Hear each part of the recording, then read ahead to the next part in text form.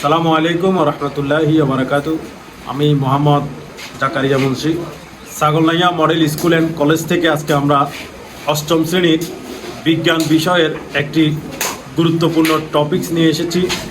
টপিকসটা হচ্ছে আমরা বিদ্যুৎ প্রবাহ নির্ণয় করব।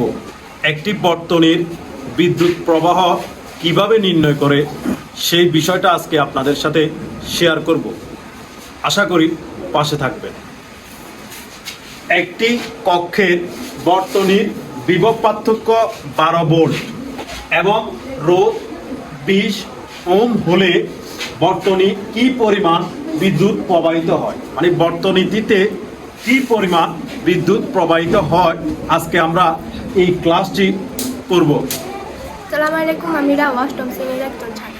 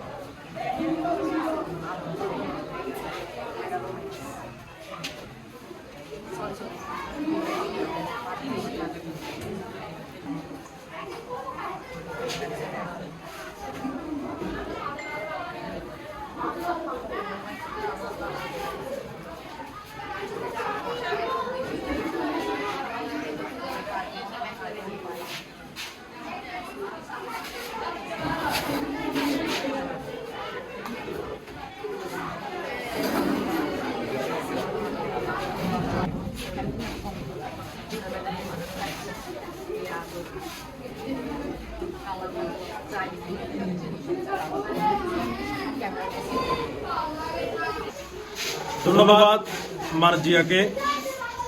দেওয়া আছে বিভব পার্থক্য V সমান 12 ভোল্ট, রোধ R সমান 20 ওহম, তড়িৎ প্রবাহ I সমান ওয়াট। আমাদেরকে I নির্ণয় করতে হবে। আমরা জানি I সমান V/R। 12 এবং 20 দিয়ে 12কে ভাগ করলে 0.6, তার মানে 0.6 অ্যাম্পিয়ার। তাহলে বর্তনীটিতে 0.6 অ্যাম্পিয়ার বিদ্যুৎ প্রবাহিত হয়। সবাইকে ধন্যবাদ। ভালো লাগলে ক্লাসটি শেয়ার করবেন, আমাদের সাথেই থাকুন। ধন্যবাদ। আসসালামু আলাইকুম।